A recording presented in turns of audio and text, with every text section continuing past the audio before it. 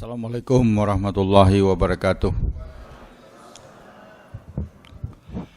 Alhamdulillah wassalatu wassalamu ala Rasulillah wa ala alihi wa sahbihi wa man walah. Asyhadu an la ilaha illallah wahdahu la syarikalah wa asyhadu anna Muhammadan abduhu wa rasuluhu la nabiyya ba'dah. Amma ba'du. Bapak dan ibu-ibu hadirin berbahagia, serta pengajian Ahad pagi Islamic Center Universitas Ahmad Dahlan, Yogyakarta. Pertama dan utama sekali, marilah kita senantiasa bersyukur kehadirat Allah Subhanahu wa Ta'ala yang selalu melimpahkan rahmat dan karunia-Nya kepada kita bersama. Kemudian salawat dan salam semoga dilimpahkan Allah kepada Nabi besar Muhammad sallallahu alaihi wasallam dan kepada keluarga, sahabat serta siapa saja yang mengikuti sunnah beliau sampai hari akhir nanti.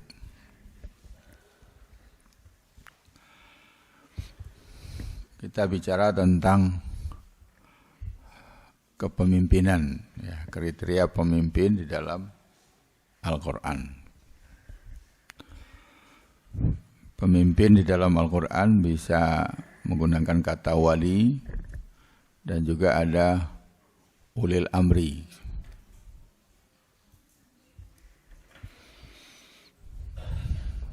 Yang pertama, dulu sudah pernah kita bahas dalam surat Al-Maidah 55. Dijelaskan di situ, a'udzubillahi minasyaitonir rajim. Innama waliyukumullahu wa rasuluhu walladzina amanu alladzina yuqimunas salata wa yu'tunaz zakata wa hum raki'un.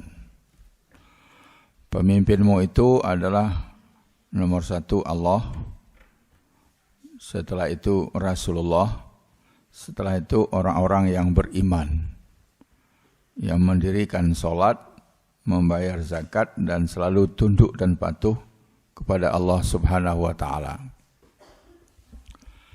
Ini hierarki kepemimpinan. Dijelaskan juga dalam surat Al-Baqarah 257. A'udzubillahi minasyaitonir rajim. Allahu waliyul ladzina amanu yukhrijuhum minaz zulumati ilan nur. Allah adalah pemimpin orang-orang yang beriman, membawa mereka keluar dari bermacam-macam kegelapan menuju satu cahaya. Walladzina kafaru, sedangkan orang-orang kafir, auliyahumut taghut, pemimpin-pemimpin mereka itu adalah taghut. Yukhrijunahum minan nuri ila zulumat, mereka membawa kembali umat manusia itu keluar dari cahaya menuju ke kegelapan. Ulaika ashabun nari hum fiha khalidun. Mereka itulah penduduk neraka. Mereka kekal di dalam neraka buat selama-lamanya gitu. Nah, kepemimpinan Allah dilaksanakan oleh Rasulullah sallallahu alaihi wasallam. Sehingga patuh kepada Rasulullah sama dengan patuh kepada Allah. Durhaka kepada Rasulullah sama dengan durhaka kepada Allah. Waman ata'ani faqad ata Allah, waman asani faqad asallah. Setelah Rasulullah SAW meninggal dunia, sebagai Nabi dan Rasul tidak bisa digantikan karena beliau khatamul anbiya wal mursalin. Maka sebagai pemimpin, sebagai wali digantikan. Siapa yang menggantikan? Walladzina amanu, yaitu orang-orang yang beriman. Dalam bentuk jamak, bukan satu orang. Berarti umat. Nah, kepemimpin itu jatuh kepada umat, al-ummah al-islamiyah, umat Islam. Lalu dipilih siapa yang terbaik. Nah, cara memilihnya dengan syura, wa syawirhum fil amri wa amruhum syura bainahum.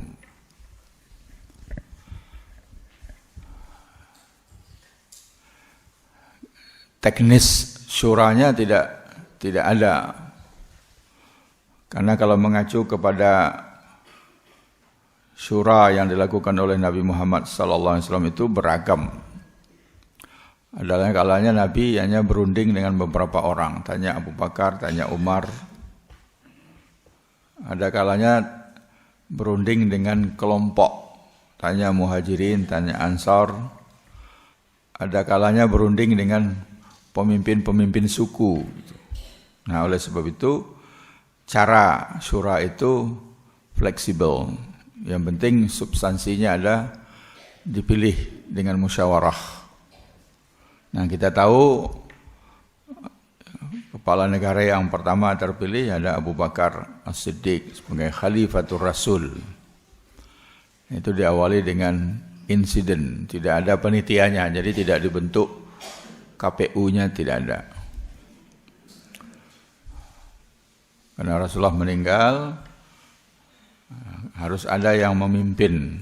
Nah, kemudian terjadi peristiwa di Saqifah Bani Sa'ad, mana Sa'ad bin Ubadah mengumpulkan orang Ansar dan ingin dia yang jadi khalifah. Diberitahu kepada Abu Bakar, Umar, Abu Ubaidah bin Jarrah, lalu datang ke sana, terjadilah dialog gitu ya. Nah, terus hasilnya secara spontan Abu Bakar dibaiat menjadi khalifah, diikuti oleh yang lain, dibawa ke masjid, semua berbaiat. Nah, nanti Umar bin Khattab jadi khalifah dengan sistem waliul ahdi, putra mahkota ditunjuk oleh Abu Bakar. Begitu Abu Bakar meninggal dunia, Umar langsung jadi khalifah. Utsman dipilih menjadi khalifah oleh tim yang ditunjuk oleh Umar bin Khattab. Nah, nanti Ali kembali insiden lagi setelah terbunuhnya Utsman. Nah, begitulah. Tapi yang penting di situ adalah walladzina amanu, diserahkan kepada umat, bukan diserahkan kepada imam. Ini bedanya dengan Syiah. Kalau Syiah diserahkan kepada imam, kepada a'immah, imam-imam. Mungkin dikurangi sedikit anunya, terlalu echonya atau apa gitu. Baiknya. Yang pertama tadi udah bagus.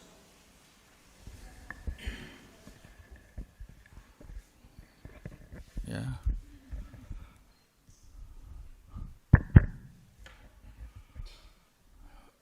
Jadi dalam ajaran Syiah itu sepeninggal Rasulullah yang menjadi pemimpin adalah Ali, Imam Ali. Sepeninggal Ali, Imam Hasan.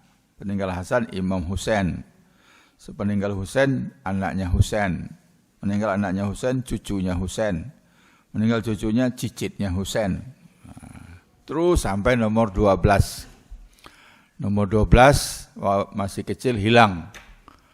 Makanya berhenti imamnya di 12. Nah, itulah yang disebut dengan Imamiyah Itsna Asyriyah. Imam 12. Itu versi Syiah. Nah, karena Imam 12 enggak muncul-muncul, lalu Imam Khomeini ambil inisiatif waliul faqih. Sementara belum muncul, dipimpin oleh ulama. Nah, ini disebut dengan wilayatul faqih. Nah, ulamanya itu ya Khomeini, tapi Khomeini meninggal teruskan lagi oleh anaknya Ali Khamenei. Anda tahu nanti Ali Khamenei meninggal apa oleh cucunya Khomeini atau dipilih gitu. Tapi dalam Islam enggak begitu. Dalam Islam diserahkan kepada umat ya, dengan dipilih. Nah, kriteria yang pertama yaitu muslim. Karena beriman walladzina amanu, iman tidak bisa diketahui kecuali dengan keislaman. Maka pemimpin itu nomor 1 harus muslim. Tidak boleh tidak muslim. Nah, itulah yang kemudian ada larangannya. Al-Maidah 51. Ya ayyuhalladzina amanu la tattakhidul yahuda wan nasara awliya'a ba'duhum awliya'u ba'din wa may yatawallahum minkum fa innahu minhum innallaha la yahdil qaumaz zalimin. Udah hafal ayat ini? Mestinya sudah hafal. Karena paling populer ini Al-Maidah 51. Sudah ada yang bikin kaos Al-Maidah 51. Jadi ayat ini ditegaskan 55 harus muslim. Nah, sini ditegaskan tidak boleh mengangkat Yahudi atau mengambil Yahudi dan Nasrani menjadi pemimpin, menjadi aulia. Aulia itu jamak dari wali, waliyun. Waliyani aulia. Artinya banyak. Satu berarti teman setia, ya. Jadi enggak usah risau kalau diterjemahkan teman setia. Itu bukan pemalsuan, bukan Al-Quran palsu. Memang boleh diterjemahkan teman setia. Boleh diterjemahkan pelindung. Boleh diterjemahkan penolong. Boleh diterjemahkan kekasih. Dan paling banyak menerjemahkannya pemimpin. Nah sekarang taruhlah kita artikan Al-Maidah 51 itu teman setia. Hai orang-orang beriman, janganlah kamu mengangkat Yahudi dan Nasrani menjadi teman setiamu. Nah, kalau teman setia saja enggak boleh, apalagi jadi pemimpin. Nah, itu kan lebih berat lagi pemimpin. Berarti teman setia jadi tim sukses enggak boleh itu. Jadi mitra bisnis enggak boleh. Nah, padahal selama ini tidak ada ulama yang berfatwa enggak boleh berbisnis, mitra bisnis dengan non-muslim. Ibnu Katsir mengatakan mualah gitu, mualah itu yang dari kata loyalitas, gitu, dari kata wala juga.